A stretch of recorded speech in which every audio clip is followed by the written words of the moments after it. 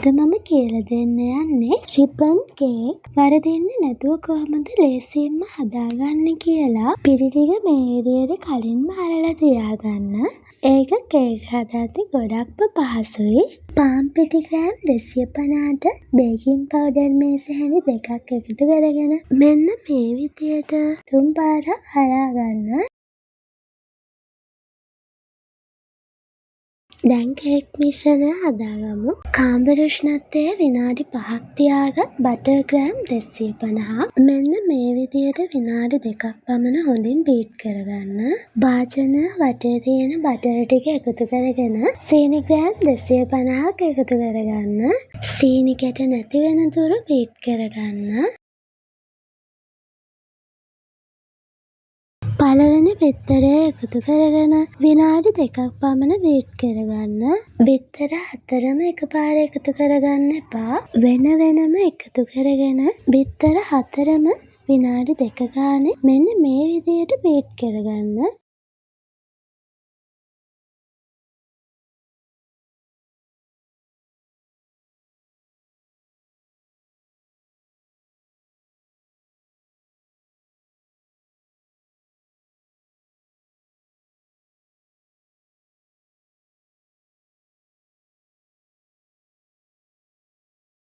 මෙන්න මේ පදමන තුර බිත්තර 4ම බීට් කරගන්න.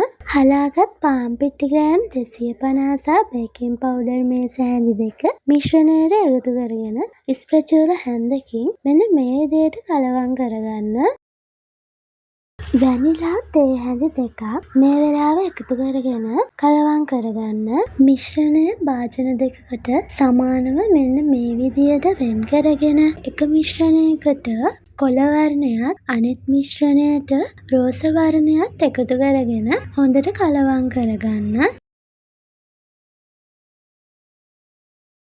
දැන් රෝස පාට කේක් මිශ්‍රණය සහ කොළ පාට කේක් මිශ්‍රණය ග්‍රෑම් 500 කේක් තැටි දෙකට වෙන වෙනම දාගන්න. මේ විදියට නීට් කරගන්න.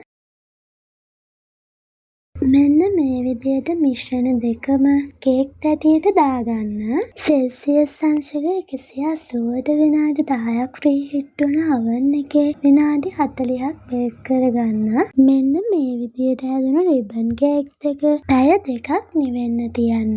නිවෙන්න තියාගත් කේක් දෙකම මේ විදියට මැදින් කපා ගන්න. දැන් අයිසින් එක හදාගමු. අයිසින් සුගර් ග්‍රෑම් 120ක් බටර් ග්‍රෑම් 40ක් අරගෙන අයිසින් එක හදාගන්න.